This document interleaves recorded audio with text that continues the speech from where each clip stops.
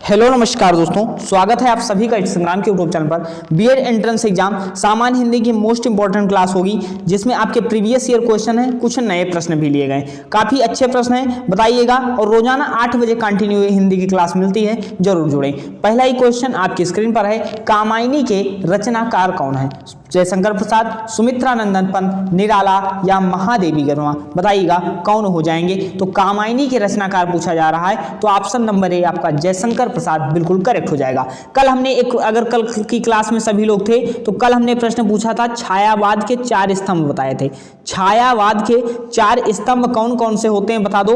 तो जयशंकर प्रसाद होते हैं, सुमित्रा नंदन पंत जी होते हैं, जो सूर्यकांत त्रिपाठी, निराला, महादेवी वर्मा, चारों आपके छायावाद के 4 स्तंभ माने जाते हैं। दूसरा क्वेश्चन देखिएगा, पानी पानी होने का क्या अर्थ हो जाएगा? अत्यंत लज्जित होना, बाढ़ में गिर जाना, अत्यधिक प्रसन्न होना या दुखी होना? बताइएगा, 52 का उत्तर दीजिएगा। तो पानी पानी होना मुहावरे का अर्थ हो जाएगा अत्यंत लज्जित होना। ऑप्शन नंबर ए बिल्कुल करेक्ट हो जाएगा। नेक्स्ट क्वेश्चन देखिएगा, दया सागर में किस प्रकार शब्द है? दया सागर में जो है किस प्रकार का शब्द पूछा गया है? कल हमने क्या बताया था, रचना के आधार पर अगर शब्द पूछे, आपके एग्जाम में पूछा जा चुका है कि रचना के आधार पर शब्द के भेद कौन होते हैं? सर 3 भेद होते हैं। सर कौन कौन से? रूढ़ शब्द होता है, यौगिक शब्द होता है, योग रूढ़ शब्द होते हैं। रूढ़ शब्द क्या होते हैं? सर जैसे पशु अगर पूछ ले तो आपका क्या हो जाएगा? रूढ़ शब्द आपका हो जाएगा। यह आपके बीएड एंट्रेंस एग्जाम में पूछा जा चुका है। सर यौगिक शब्द क्या होता है? दोनों का अगर अर्थ कर दोगे तो अलग अलग अर्थ निकलेगा। सर दया सागर, तो दया सागर क्या हो जाएगा? यौगिक शब्द आपका हो जाएगा। तो ऑप्शन नंबर बी अगर जिन लोगों ने लिया वह बिल्कुल सही हो जाएंगे। नेक्स्ट क्वेश्चन आप लोग देखिएगा, कल्पना से अधिक के लिए एक शब्द आपको बताना है कि कौन सा हो जाएगा। काल्पनिक होगा, अकाल्पनिक होगा, कल्पनातीत होगा या कल्पित होगा? बताइएगा। 54 का उत्तर दीजिएगा, कौन सा आपका हो जाएगा? तो कल्पनातीत आपका ऑप्शन नंबर सी बिल्कुल करेक्ट हो जाएगा। नेक्स्ट क्वेश्चन देखिएगा, कौन सा शब्द में अप उपसर्ग निर्मित नहीं है? कौन से उपसर्ग में अप उपसर्ग निर्मित नहीं है? तो अब उपसर्ग की बात करते हैं। उपसर्ग का अर्थ आपसे पूछा गया है। उपसर्ग को क्या कहते हैं? सर उपसर्ग का अर्थ शब्दांश होता है। सर क्या होता है? उपसर्ग को क्या कहते हैं? शब्दांश कहते हैं। अब यहां से प्रश्न पूछा जाएगा कि शब्दांश किसे कहते हैं? तो उपसर्ग को कहते हैं। लेकिन सर पूछा क्या गया? अप उपसर्ग के निर्मित शब्द नहीं है। तो सर अपवाद आपका सही हो जाएगा, अपकीर्ति हो जाएगा और अपक्रम हो जाएगा, लेकिन अधिगम में जो है अप उपसर्ग नहीं होगा। ऑप्शन नंबर बी आपका बिल्कुल अलग हो जाएगा। निम्नलिखित में से किसकी वर्तनी शुद्ध है? आपकी वर्तनी पूछी गई है, किसकी वर्तनी शुद्ध है? प्रार्थी की, चरण की, पूजनीय की या अनुग्रहित की? बताइएगा कौन सा हो जाएगा। 56 का उत्तर आप दीजिएगा कि बिल्कुल करेक्ट होना चाहिए। तो अनुग्रहित आपका बिल्कुल सही हो जाएगा। ऑप्शन नंबर डी बिल्कुल करेक्ट हो जाएगा। नेक्स्ट क्वेश्चन हम लोग देखते हैं कि ब्रज भाषा हिंदी की किस भाषा की प्रसिद्ध बोली है? ब्रज भाषा जो है हिंदी की उपभाषा की प्रसिद्ध बोली है। पूर्वी हिंदी, पश्चिमी हिंदी, पहाड़ी हिंदी या बिहारी हिंदी? तो ब्रजभाषा किस उपभाषा की प्रसिद्ध बोली होगी? तो आप सबसे पहले देख लीजिए पूर्वी हिंदी। तो पूर्वी हिंदी की 3 भाषाएं होती हैं। कौन कौन सी होती है? ट्रिक नोट कर लो, इसके आगे प्रश्न आएगा। सर ABC कौन कौन सी होंगी? अवधी होगी, बघेली होगी और छत्तीसगढ़ी। ये पूर्वी हिंदी की भाषा हो जाती हैं। लेकिन पूछा क्या गया था, ब्रजभाषा किस में आएगा? तो ये पश्चिमी हिंदी में आएगा। ऑप्शन नंबर बी आपका बिल्कुल करेक्ट हो जाएगा।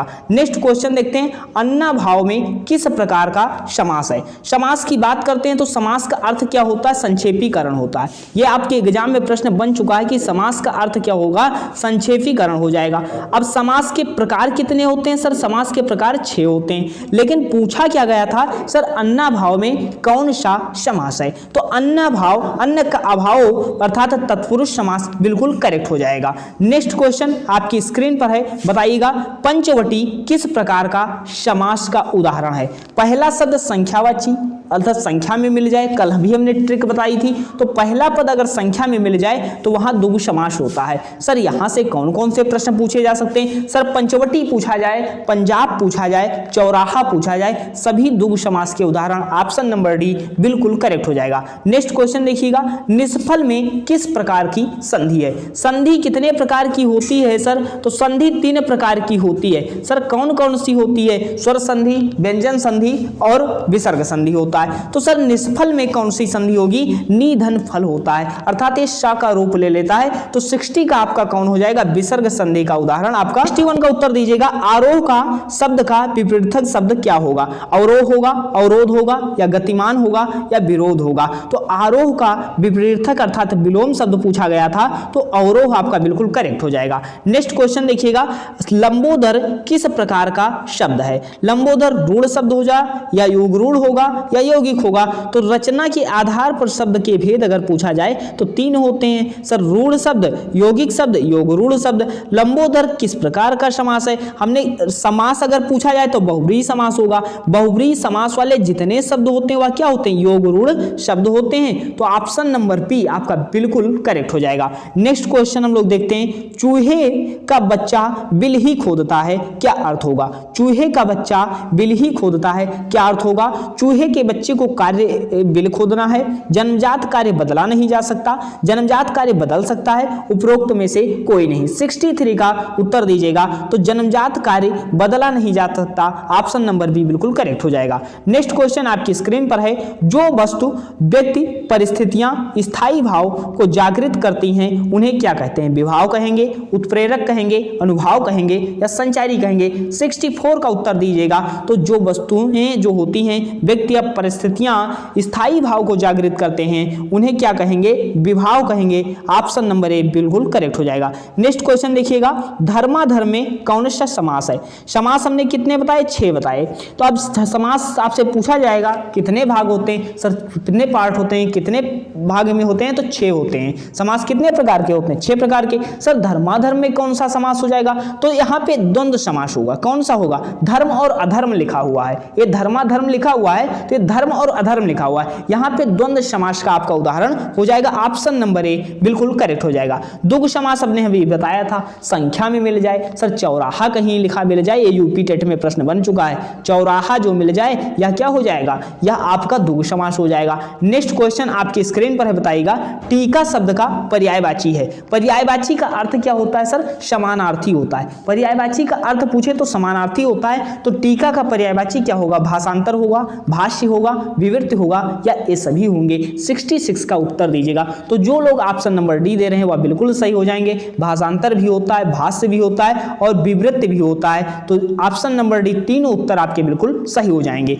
उल्लू का तत्सम शब्द क्या है, उल्लू होगा, या उलूक होगा, या उल्लू होगा, या उलक होगा। उल्लू का तत्सम पूछा जाएगा, तो तत्सम क्या होते हैं सर, संस्कृत के शब्द होते हैं। तत्सम क्या होते हैं सर, संस्कृत के शब्द होते हैं। तो सर उल्लू का तत्सम क्या होगा, 67 का उत्तर दीजिएगा। तो उलूक ऑप्शन नंबर सी आपका बिल्कुल करेक्ट हो जाएगा। नेक्स्ट क्वेश्चन देखिएगा, पूर्वी हिंदी की बोली नहीं है। अभी हमने ट्रिक बताई थी आपको, पूर्वी हिंदी की बोली नहीं है। पूर्वी हिंदी में क्या बताया था सर, ए बी सी, क्या बताया था, अवधी, बघेली, छत्तीसगढ़ी। तो अवधी, बघेली, छत्तीसगढ़ी ये सब क्या हो जाते हैं, पूर्वी हिंदी की बोली हो जाते हैं, जबकि मालवी जो होगा या पूर्वी हिंदी की बोली आपकी नहीं होगी। कौन सा बादल का पर्यायवाची है, तो अम्बुद होता है, शरबलाहक भी होता है, और जीमूत भी होता है। ऑप्शन नंबर डी तीनों आपके सही हो जाएंगे।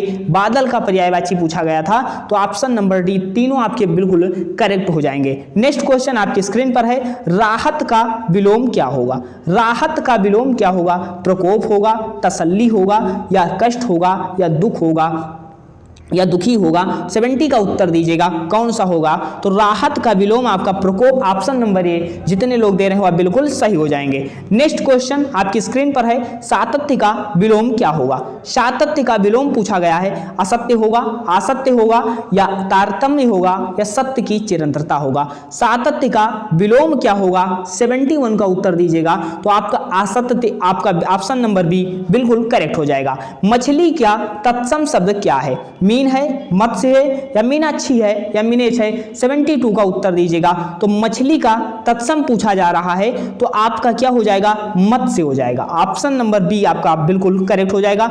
मछली देखिए ऐसे लिखा जाएगा, ये पूछा जाए तो तद्भव शब्द होगा, मत्स्य पूछे तो तत्सम शब्द आपका हो जाता है। नेक्स्ट क्वेश्चन देखिएगा, प्रतिहंसा में कौन सा उपसर्ग प्रयोग हुआ है। उपसर्ग का अर्थ हमने क्या बताया था सर, शब्दांश होते हैं। सर उपसर्ग का क्या अर्थ होगा, शब्दांश होते हैं, शब्दों के अंश होते हैं, शब्द के पहले लगते हैं उपसर्ग। तो हिंसा होगा या प्रतिधन हिंसा होगा?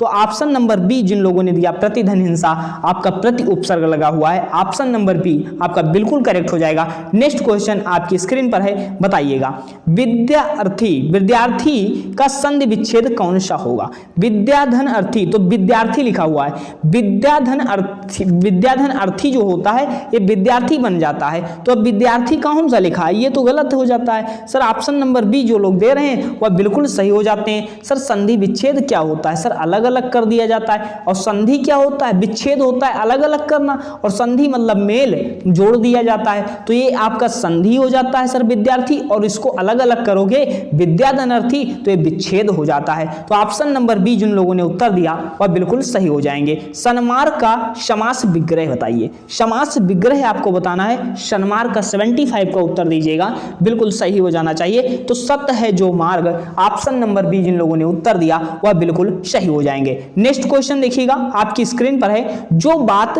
हृदय में अच्छी तरह बैठ गई हो तो उसके लिए कौन सा शब्द अच्छा होगा, उपयुक्त होगा? हृदयस्थ, हृदयंगम या हृदयोर? बताइएगा, या इनमें से कोई नहीं। 76 का उत्तर दीजिएगा, कौन हो जाएगा? तो हृदयंगम हो जाएगा।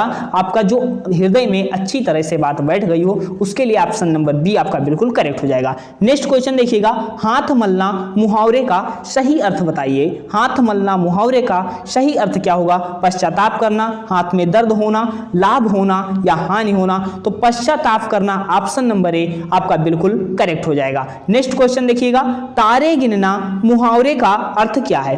तारे गिनना मुहावरे का अर्थ पूछा जा रहा है, बड़ा काम करना, चिंतित रहना, मुसीबत में फंसना या खाली बैठे रहना? बताइएगा, 78 का उत्तर दीजिएगा। तो चिंतित रहना, ऑप्शन नंबर बी आपका बिल्कुल करेक्ट हो जाएगा। 78 का बी, तारे गिनना अर्थात चिंतित रहना, बिल्कुल सही हो जाएगा। नेक्स्ट क्वेश्चन, श्रृंगार रस का स्थायी भाव पूछा गया है। रस राज किसे कहा जाता है? सर श्रृंगार रस को कहा जाता है। अब श्रृंगार का स्थायी भाव पूछा गया है, बताइएगा, 79 का उत्तर दीजिएगा। तो श्रृंगार रस का स्थायी भाव क्या हो जाता है? रति हो जाता है। कल हमने बताई थी रस कितने होते हैं सर, तो रसों की संख्या 9 होती है।